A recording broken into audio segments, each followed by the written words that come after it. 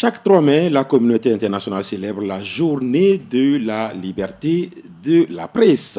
La liberté, un mot juste ou un comportement? Peut-on vraiment être indépendant quand on est journaliste précaire? La précarité fragilise-t-elle l'indépendance des journalistes? Nous lançons le débat avec deux invités en studio. Narcisse Presse Agbodjon, secrétaire général du syndicat national des journalistes indépendants du Togo, est en studio. Narcisse Prince, bonjour. Oui, bonjour Latif, bonjour à toutes et à tous. Également en studio, celui que j'appelle affectueusement Monsieur le maire. Hein. Alors, Jidas Diakoto de Radio Victoire, bonjour. Bonjour Latif Yuruma et bonjour à tous ceux qui sont branchés actuellement sur Jenna.tg. D'accord, sur Radio Jenna, c'est encore mieux. Alors, la liberté, le mot revient, liberté, liberté, liberté. Quand on parle de liberté, on a une idée, en premier, on a une idée quoi, Gildas? Oui, la liberté au sens connoté du mot, ça nous renvoie quand même à une autonomie, à une non-indépendance, à une liberté, si on peut encore reproduire le mot, ou bien à une indépendance, si on peut aller sur un autre sens. Ça veut dire que, si on parle de liberté, ça veut dire que c'est aussi des acquis. Des acquis à consolider, c'est des acquis qui profitent à la génération actuelle.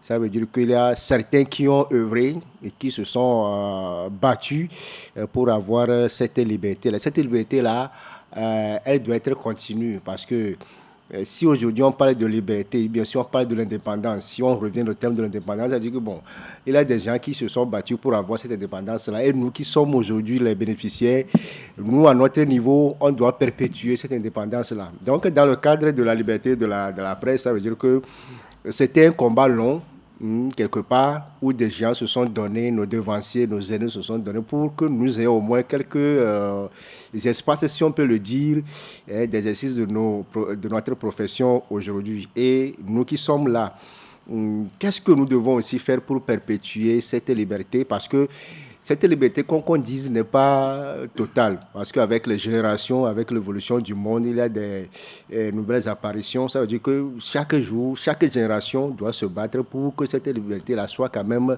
continue. Donc, nous qui sommes aujourd'hui les héritiers de cette liberté entre griffes, qu'est-ce que nous faisons pour que les futurs, ou bien ceux qui viendront après nous, puissent encore découvrir cette liberté. Cette liberté, d'accord. Et donc, si je comprends, lorsqu'on parle de liberté, on évoque aussi l'indépendance, Prince. C'est tout ce qu'il vient de raconter tout à l'heure, d'énumérer. C'est l'indépendance, c'est d'avoir la garantie de pouvoir exercer pleinement ce que l'on fait comme profession. S'il s'agit de parler de la liberté de presse, c'est de donner ces garanties-là à ces acteurs de la plume et puis du micro, de pouvoir pleinement jouer leur rôle, qui est celui de pouvoir informer le public sur l'actualité. Alors, lorsqu'on parle de liberté, oui, vous l'avez énuméré, c'est l'indépendance. Et lorsqu'on évoque l'indépendance, il y a plusieurs choses qui sont évoquées. L'indépendance suppose également la liberté des finances, l'indépendance financière, l'indépendance sanitaire. Aujourd'hui, lorsqu'on prend le domaine du journalisme, la presse, cette indépendance-là est aussi perçue sous ces différents domaines. Gildas. Oui, si on revient dans le contexte des médias, cette liberté d'abord, qu'on dise, doit être financière. C'est vrai qu'on a des tests qui encadrent le travail sur le terrain, des tests à perpétuer, à aussi actualiser de temps en temps. Mais le gros lot, c'est cette indépendance financière. Parce que vous ne pouvez pas être indépendant si vous n'avez rien, si vous n'avez pas les moyens financiers.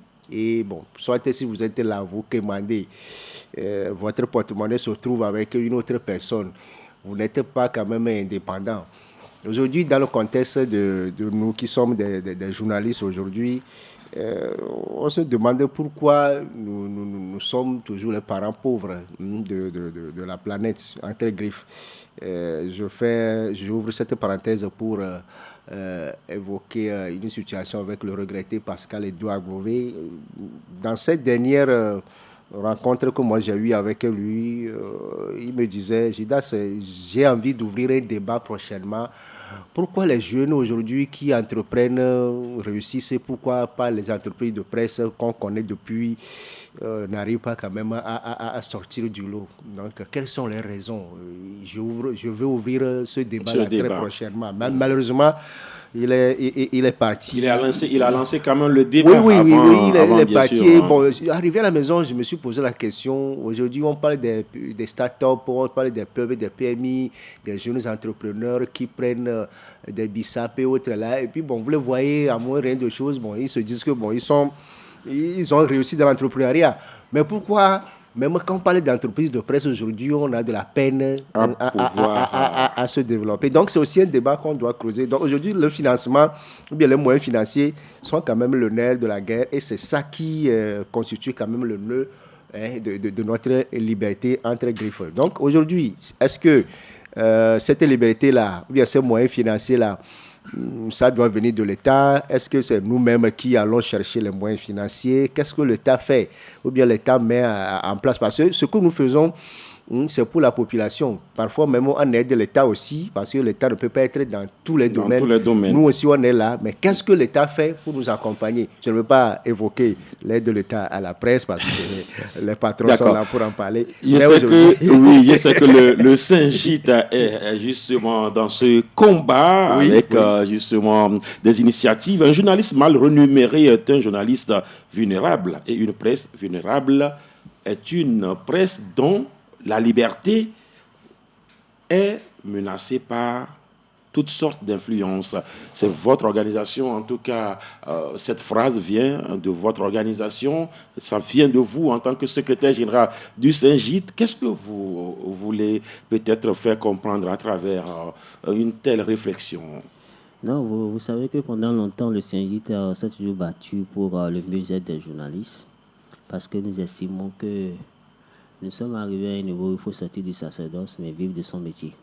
Et donc, nous estimons que le journaliste doit pouvoir être rémunéré comme il se doit aujourd'hui, parce que, comme on l'a dit tantôt, l'argent, c'est le nerf de la guerre. Et tout être humain qui vit dans la précarité est vulnérable. Ça n'a rien même à voir avec le journalisme. Tout être humain qui vit dans la précarité... C'est un constat général. C'est un constat général, est vulnérable. Il y en a même qui, parce qu'ils vivent dans la précarité, ne sont plus intelligents. Ça peut vous paraître drôle, mais on le voit. Quand on en fait, on ne réfléchit plus bien. On ne réfléchit plus bien. Vous vous posez la question de savoir, mais pourquoi cette personne est autant bête? C'est parce qu'elle vit dans la précarité. Alors vous imaginez pour un journaliste qui doit utiliser sa tête pour réfléchir et donner l'information aux populations. S'il doit vivre dans la précarité, quel genre d'informations peut-il donner aux populations? Le journalisme, au-delà de tout, c'est une vocation. Et cette vocation nous exige par moment de pouvoir être le porte-voix des plus vulnérables, le porte-voix des populations, du peuple. Mais lorsque nous sommes dans la précarité, naturellement, nous allons prendre notre voix pour jouer notre rôle. Et c'est ce à quoi nous assistons. Nous estimons au Saint-Just qu'aujourd'hui, que les gens acceptent qu'on parle de la rémunération des journalistes. Parce que le journaliste ne peut pas indéfiniment rester un sacerdoce.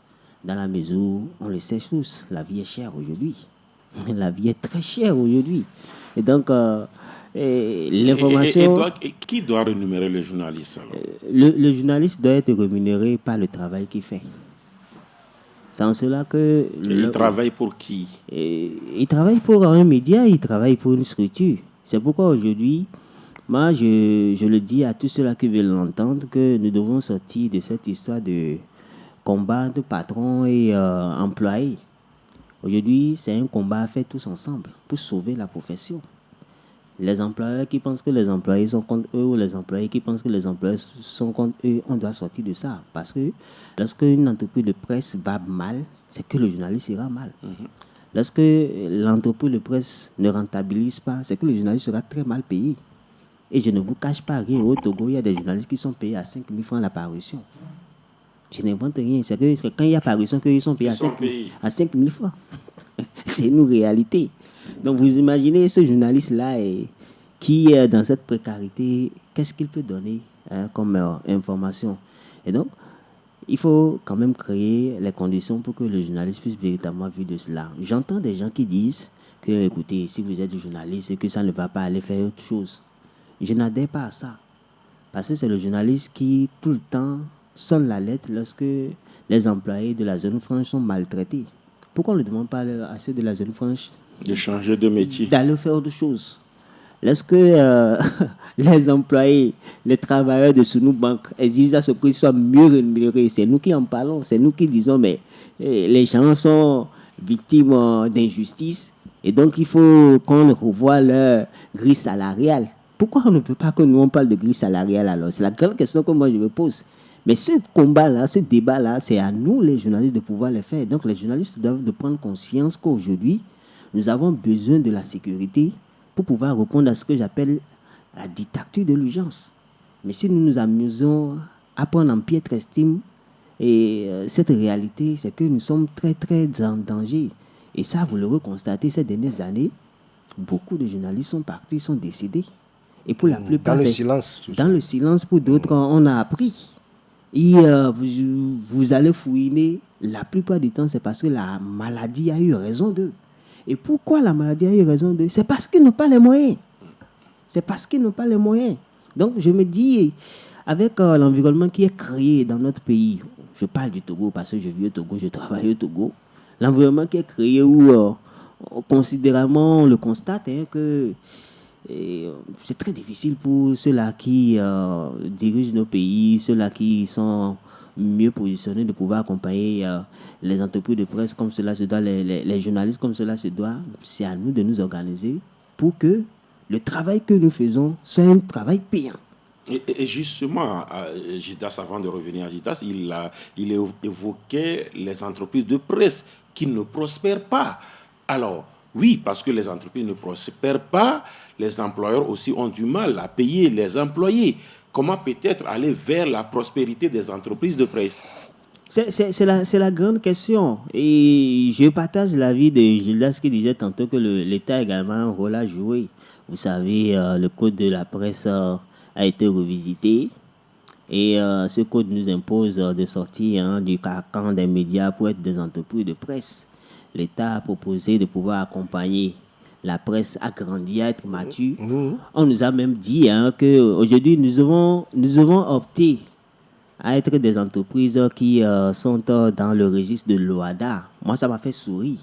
Parce que je me dis, c'est une très bonne chose de pouvoir avoir une telle vision, mais au même moment, il faut un accompagnement pour cela. Alors, le législateur nous dit clairement qu'aujourd'hui, nous vendons l'information. Le législateur nous le dit clairement, parce que nous sommes des entreprises de presse, donc nous avons des impôts à payer. Nous sommes obligés d'honorer notre engagement vis-à-vis de la CNSS. Cela voudrait dire clairement que nous ne faisons plus un travail d'utilité publique. Nous vendons l'information et ça, les gens doivent le savoir. Donc, lorsque vous sollicitez un média, vous devez être prêt à payer les services de ce média-là. Les gens doivent sortir de cette histoire où on dit ailleurs, les gens vont à la quête de l'information. Ceux qui vont à la quête de l'information ailleurs, ils vendent ces informations. Est-ce que nous vendons les informations ici au Togo? Je ne crois même pas. Allez sur les plateformes, vous allez voir les liens, ça pilule, ça foisonne tout le temps. Mais les gens ont l'information gratuitement tout le temps. Mais ils ne paient pas l'information. Alors, si vous sollicitez le média pour venir communiquer sur une activité, c'est que vous avez forcément besoin de ce média pour votre visibilité ou même pour la crédibilité de ce que vous faites. C'est une réalité. Donc, les gens doivent être quand même prédisposés à payer le service du média. Et c'est en payant le service du média que le journaliste également pourra s'en sortir. Mais c'est à nous, franchement, de prendre nos responsabilités. Sinon, franchement, comme on le constate aujourd'hui, on ne pourra pas s'en sortir. Et nous, au service, nous le disons clairement. Le journaliste ne va pas bien au Togo parce que le journaliste vit dans la précarité. Et il faut sortir de ça, très tôt même d'ailleurs. Voilà, un journaliste précaire, comme le dirait quelqu'un, même est un danger. Quand il dit est un danger public, c'est-à-dire un journaliste qui n'est pas crédible, peut-être peut incendier une société. ça va et ça vient, c'est dans les deux sens, Judas. Oui, bien sûr. Aujourd'hui, je pense que maintenant, ça a un peu cessé. Entre-temps, on avait vu ce tsunami médiatique là qui consistait à organiser des ateliers de renforcement de capacité pour le respect de la déontologie, de l'éthique. Et puis bon, on renforce les capacités, mais dans quel contexte? Qu'est-ce que ça nous donne concrètement? Malheureusement que ça a cessé un tout petit peu.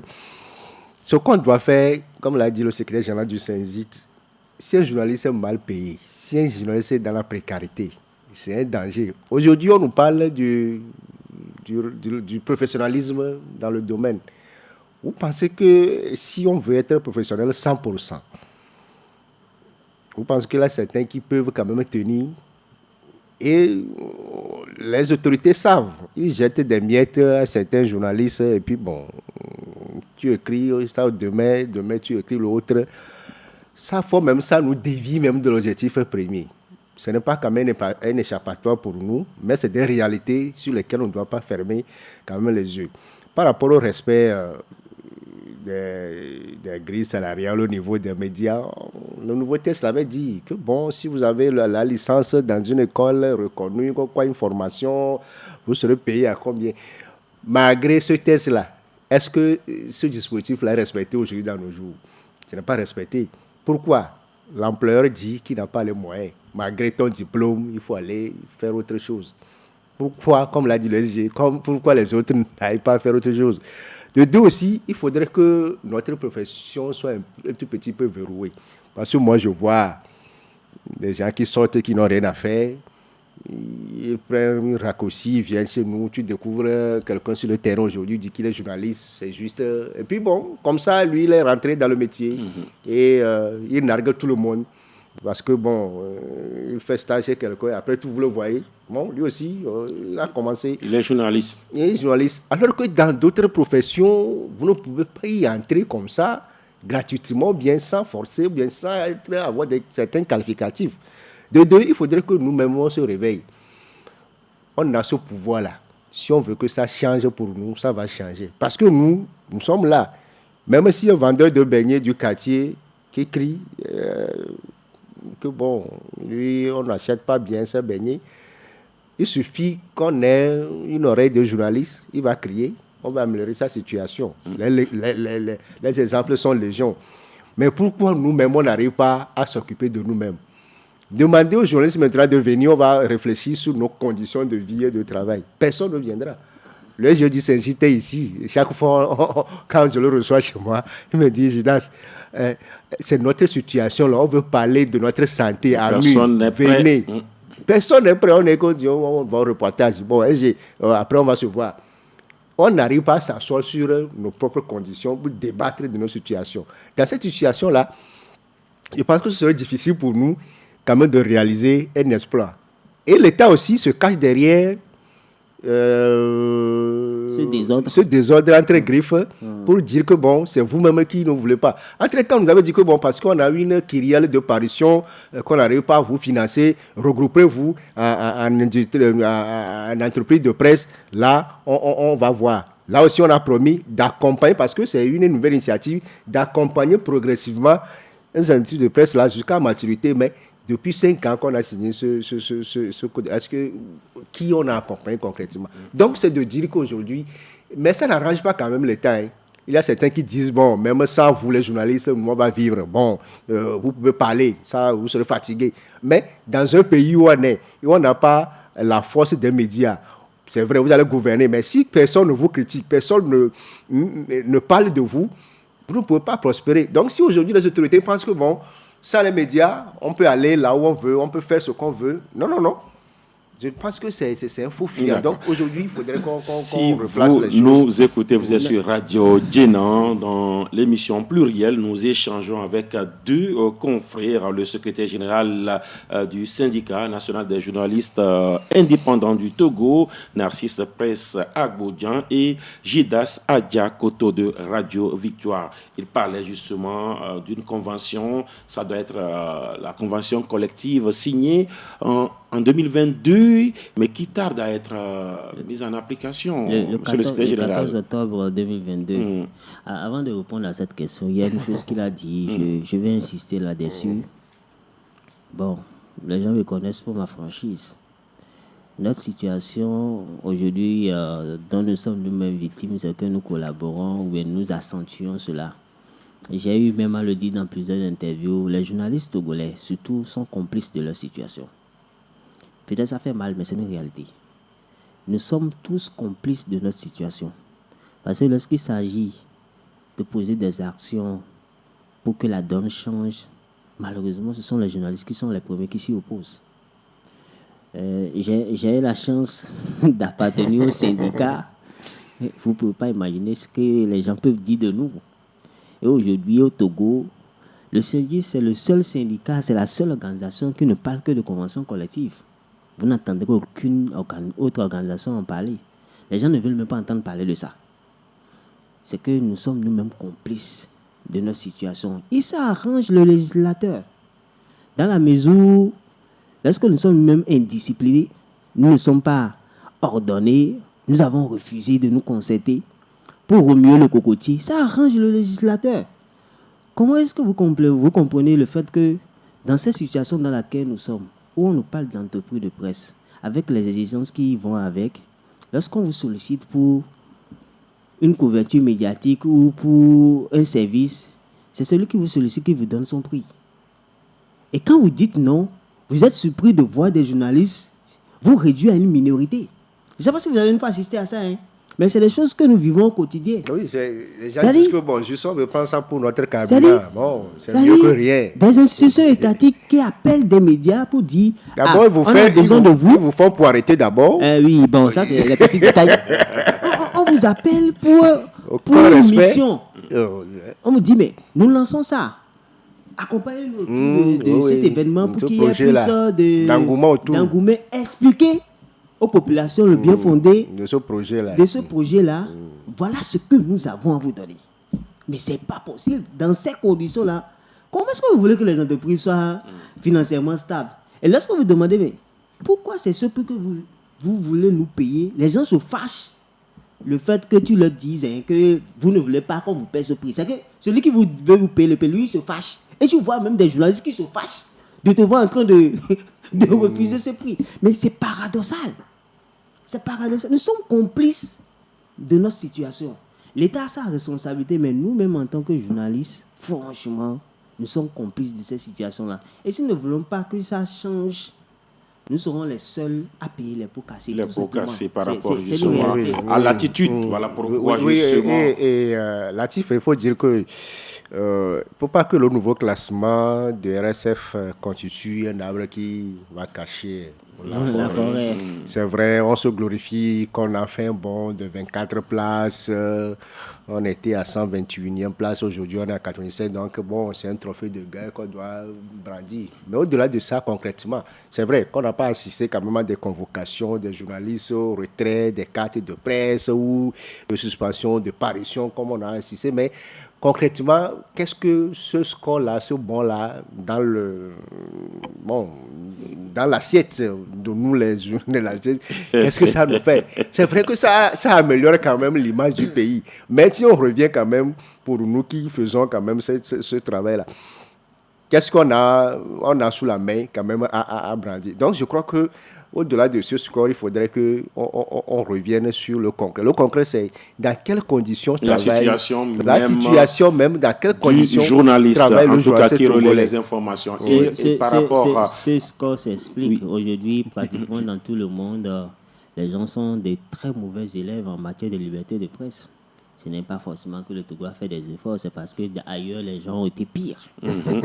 C'est une réalité. Ce n'est pas que dans notre pays, dans plusieurs pays, ces derniers moments, même dans les grandes puissances, malheureusement, la liberté de presse a pris un gros coup. Surtout, par rapport à la situation socio-économique et politique. Et géopolitique et tout. Donc, naturellement, Bon, ceux qui ne font pas trop d'efforts arrivent de revoir un peu leur score, c'est tout. Bon, la stabilité, quand même, elle est de mise au Togo, mais c'est celle financière du journaliste qui n'est pas stable. Et il y a eu des actions envers le ministère de la Communication, monsieur le secrétaire général du Saint-Gite.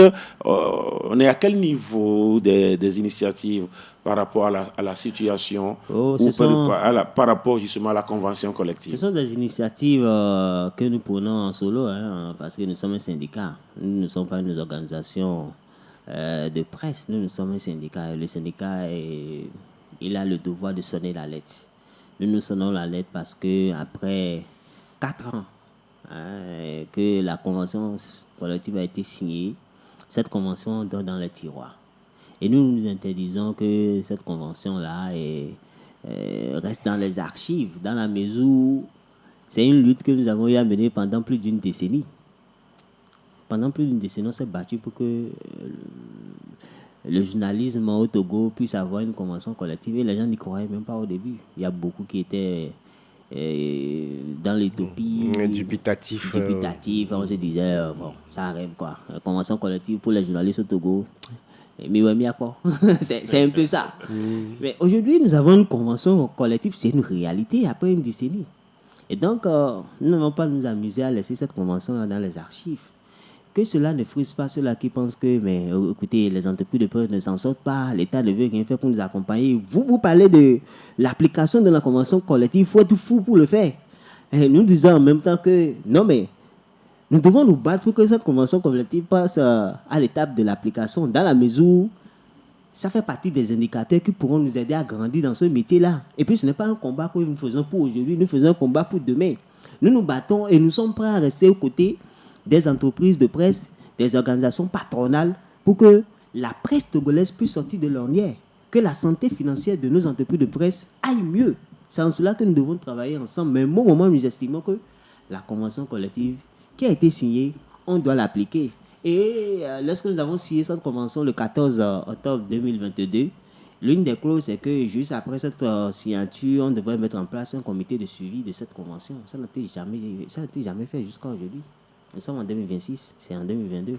4 ans après, nous n'avons pas toujours ce comité. Les lignes n'ont pas bougé. Donc, naturellement, nous avons interpellé le ministre de la Communication pour lui dire, Madame le ministre, s'il vous plaît, aidez-nous à mettre en place ce comité de suivi. Ça nous permettra d'ouvrir le dialogue sur la convention collective et son application. Et surtout, nous amènera à harmoniser cette convention collective dans la mesure où les barèmes annexés dans cette convention qui a été signée le 14, c'était des barèmes qui étaient basés sur l'ancien SMIC qui était de 35 000 francs.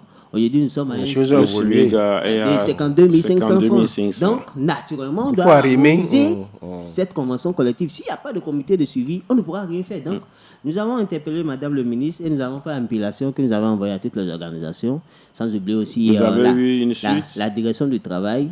Bon, officiellement, non, mais bon, officieusement, oui. Et donc, nous sommes en train de poursuivre les démarches pour que véritablement les choses puissent avancer sur ce plan. Alors, toujours à l'écho de Radio Dienan, lorsqu'on revient nommément à notre thème du jour, aujourd'hui, on est tous d'accord que dans la situation actuelle, l'indépendance donc du journaliste est difficile à dire. Difficile à dire, c'est cela. Parce que si on ne peut pas être professionnel, vous ne pouvez pas. Non, professionnel. Est-ce que ce débat que nous faisons ne peut pas être un débat professionnel parce qu'on n'est pas payé à justice? Ça, on doit le renvoyer à une question de conscience d'abord. C'est vrai que je ne peux pas me cacher derrière cette autonomie financière pour ne pas faire mon travail. Pour faire de n'importe quoi. Oui. Pour incendier en tout cas la nation. Je vais faire mon travail en tant que patriote. Mais on le dit souvent, le sac vide ne veut pas tenir debout. On le fait jusqu'à quand? C'est ça qui fait qu'aujourd'hui, même au sein de nous aussi, on ne peut pas ne pas parler de la corruption. La corruption aussi, ça existe. Nous, on n'est pas autonome financièrement. Si un patron, un ministre ou bien un directeur de société vous donne quelques miettes, ça veut dire que vous devez quand même dépendant, ou bien vous devez dépendre quand même de ce directeur-là. Et parfois même ça oblige certains à ne pas dire la vérité dans des dossiers sur ces gens-là. Parce que naturellement, c'est la loi de la nature, hein, celui qui te donne à manger, quel que soit le cas, c'est difficile quand même de le déshabiller en public. Mais est-ce que ça nous empêche quand même de faire notre travail en bonne et due forme? Non. Mais malheureusement, c'est ce qui est là aujourd'hui. On sait la situation dans laquelle certains journalistes ont végété dans ce pays. N'eût été l'intervention de ces personnes de bonne volonté, le pire allait arriver. Mais au-delà de ces bonnes volontés-là, est-ce qu'on a un cadre? Est-ce qu'on a un creuset? Est-ce qu'on a un répondant pour dire aujourd'hui, ailleurs, la détention de la carte de presse est quand même a eu des avantages. On nous dit, dans d'autres pays, si vous avez la carte de presse, au moins si vous êtes malade, vous avez droit quand même à certains soins d'abord, avant de faire sortir de l'argent. Vous avez certains avantages par rapport à certains voyages ou bien à certaines rencontres avec les diplomates. Mais la carte de presse au Togo, c'est vrai, ça sert quand même, ça nous sert dans d'autres domaines. Mais concrètement, quels sont les réels avantages qui sont liés dans le concret par rapport à ces cas professionnels-là qu'on a? Ça nous sert dans quel domaine? Est-ce que justement, est-ce que cette carte devrait, au-delà de nous identifier, devrait servir à d'autres avantages? Prince Agbodjan. La carte de presse, en réalité, comme il a dit, doit servir à beaucoup d'avantages. La carte de presse doit pouvoir vous faciliter les voyages. La carte de presse doit pouvoir vous faciliter certaines démarches administratives. Autrement dit, on est des citoyens à part, c'est ça? C'est une réalité. C'est le quatrième pouvoir. Nous ne sommes pas n'importe qui, hein, nous sommes le quatrième pouvoir. La carte de presse ailleurs vous facilite des tâches par rapport à certaines choses dont vous avez besoin. Ailleurs, vous avez une carte de presse, c'est pas pour aller participer à un sommet, quoi. Hein, qu'on se dise la vérité. Hein. Et même ici, la carte de presse, vous la brandissez dans certaines circonstances, les gens ne reconnaissent pas ça. Les gens ne reconnaissent pas ça. Des organisateurs qui me disent que bon, allez vous faire foutre avec ça. Les gens ne reconnaissent pas ça.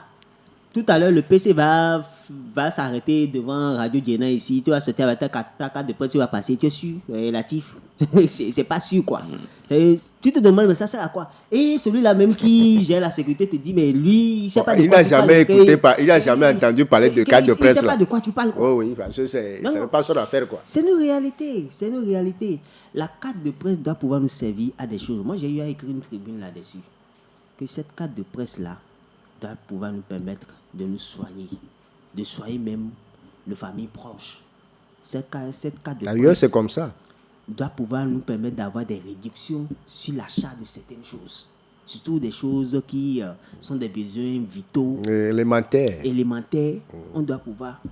Voilà les chantiers sur lesquels il faut travailler. Il a parlé également de verrouiller peut-être la profession. Quand tout le monde devient journaliste, comment tout le monde peut aussi avoir des avantages? Malheureusement, le journalisme, c'est un métier où ça rentre et ça sort n'importe comment.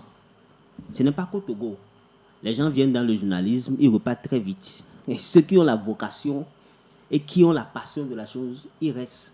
Ce n'est pas qu'au Togo, hein, c'est un peu partout.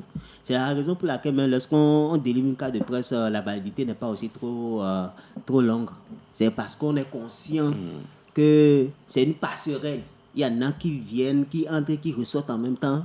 Il y a d'autres qui ont choisi le métier et qui restent là-dedans. Qui sont dedans. Moi, aujourd'hui, quand on me sort ce débat, je suis quand même, je ne sais pas.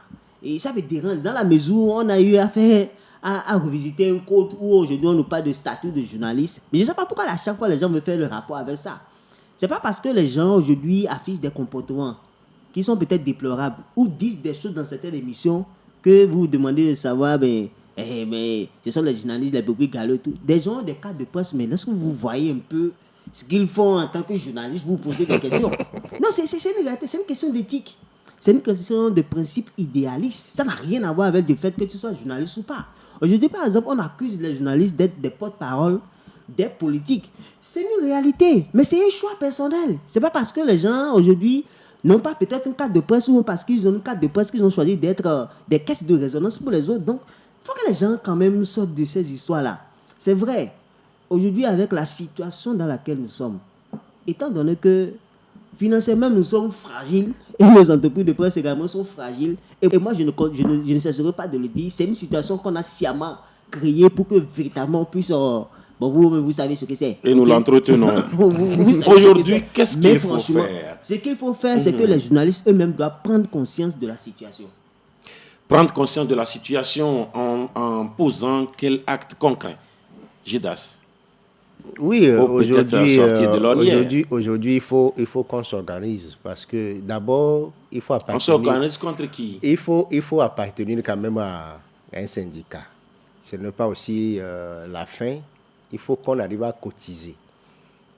Il faut qu'on arrive à s'organiser, à se réunir et à prendre au moins 2 heures, 1 heure de la journée pour réfléchir sur notre situation. Va dans le syndicat pour voir combien sont-ils aujourd'hui, combien sommes-nous à être en règle avec la trésorerie. Mais c'est nous qui diabolisons les vrais responsables de ce syndicat-là. Que bon, ils ne font rien, ils prennent seulement de l'argent. Mais nous qui diabolisons ces responsables-là, qu'est-ce que nous faisons en retour? C'est une triste réalité. Parce que moi-même qui parle ici, je suis dedans. Je me suis dit, est-ce que je suis en règle toutes les fois? Latif, toi, moi, on se connaît. On est dans une autre organisation de presse ici. Il faut qu'à chaque fois, la trésorerie nous envoie quand même la situation dans le groupe pour nous dire venez payer. Alors que c'est des choses que, bon, nous devons avoir quand même l'habitude de le faire. Donc, c'est ces fonds-là qui sont les premières ressources pour nos syndicats pour défendre. On a des problèmes. Mais c'est quand on a des problèmes qu'on se tourne vers des syndicats. Bon, j'ai tel problème-là. Parfois, on ne peut pas te dénigrer en public, on dit qu'on va gérer ça entre nous. Mais c'est la première fois. Une fois que le problème est réglé, tu disparais encore des radars. On a plein d'associations aujourd'hui qui regroupent les journalistes. Pourquoi nous n'arrivons pas à être dans un syndicat et honorer de nos engagements là, pour pouvoir défendre. Donc, il faudrait qu'on nous-mêmes s'organise parce que bon, on fait la couverture des vendeurs de piments du marché de Beklikame qui s'organisent à syndicat. On dit que bon, on doit les chasser, mais ils ont tenu bon. C'est nous qui avons porté leur voix et puis on les a cherchés quand même. Pourquoi nous-mêmes qui sommes ces gens-là qui portons la situation des gens, pourquoi nous-mêmes nous ne pouvons pas s'organiser? Donc, si on arrive quand même à s'organiser, si on arrive quand même à penser à notre situation, je pense qu'on peut faire bouger les lignes. Les responsables, ils savent bien le pouvoir, c'est qu'aujourd'hui, sans les médias, supposons qu'un jour, on se dit que bon, pas de parution, pas de journaux, rien. On fait quand même une journée morte, pas de presse. Il y a eu de ces mots d'ordre dans le temps. Mais qui est difficilement respectable. Ça, c'était hier. Oui. Aujourd'hui, comme nous, on l'a fait entre-temps, on a dit que bon, journée presse morte. Quelqu'un a dit, le spot est là que je dois jouer à telle heure, c'est ça qui me tient debout. Je ne peux pas, à cause de vous, ne pas le faire. Les patrons de presse qui étaient à la réunion, après tout, ils ont quand même fait fausse route. Est-ce qu'il faut quand même les sacrifier? Mais non, ils ont quand même leur argument à brandir. Donc, c'est de dire que nous-mêmes, on doit prendre conscience de notre situation. Sinon, personne ne viendra ailleurs. Nous avons encore une petite minute dans cette émission. Oui, dans ce qu'il a dit, c'est clair. La vie associative ne fait pas partie du vocabulaire du journaliste togolais. Les gens, ils ne savent pas ce qu'on appelle une vie associative. Ils sont là. Ils savent qu'il y a l'organisation qui est là. Mais être un acteur plein, c'est très difficile. J'ai comme l'impression que le journaliste togolais atteint un miracle, quoi. C'est qu'il est là, il attend qu'un miracle se produise un jour dans sa vie, ou bien il est là, il observe le secrétaire général du syndicat et il se dit, c'est celui-là qui va nous sortir de l'ornière. Lui-même, il est là, les bras croisés. Ce n'est pas possible. Il faut qu'on puisse avoir un rapport de force. C'est tout le problème que nous avons aujourd'hui au Togo. Il n'y a pas de rapport de force. C'est en cela que c'est très facile de pouvoir jeter un journaliste en prison, de convoquer les médias qui sont critiques surtout, de licencier des journalistes, parce qu'il n'y a pas de rapport de force. Mais si les gens prenaient conscience qu'ils appartiennent à une organisation et qu'ils se doivent d'être des acteurs pleins, en cotisant, en nourrissant l'âme de cette association, et que ceux qui sont en face prennent conscience qu'il y a un rapport de force, je ne crois pas que quelqu'un va se permettre de licencier 5 journalistes dans sa radio. C'est une réalité. Pour avoir réclamé de meilleures conditions de lieu de travail. Nous ne voulons rien faire. C'est qu'on ne veut rien faire. On atteint un miracle et on est là. On fait comme si on ne sait pas que l'organisation existe. Le jour où on a un problème, la première question c'est que... Et donc, la personne n'a jamais appartenu à l'organisation, mais on vous demande d'aller la sauver, tout simplement parce qu'elle rencontre un problème. C'est notre problème, c'est le problème que le journaliste a. C'est pourquoi je le réitère encore, nous sommes tous complices de la situation dans laquelle nous vivons. On aura forcément le temps de revenir sur d'autres aspects de la condition du professionnel des médias ou des professionnels des médias que nous sommes. Quoi qu'on dise, malgré la précarité, nous sommes des professionnels des médias. Sauf que c'est notre indépendance qui prend un coup, sinon des coups. Merci à vous, Gildas Diakoto. Je rappelle que vous êtes de la rédaction de Radio Victoire. Merci. Merci aussi, Latif, pour l'occasion. Oui, merci également à Narcisse Prince Agodian, secrétaire général du Saint-Gite. Monsieur le secrétaire général, merci. Oui, merci à Radio Djena. J'espère que c'est la dernière interview que je fais cette semaine. Non, oui. On ne dit pas dernier, parce que tant que tu es là. Un petit bonsoir, puisqu'on parle des secrétaires généraux, au secrétaire général de la GCIT, oui, notre confrère, voilà, Daniel Dodjani, oui, qui est le confrère de Radio Carrégé. Merci à toutes et à tous, je suis Latif Yoruma. On se prend rendez-vous pour le mardi prochain. Bye bye.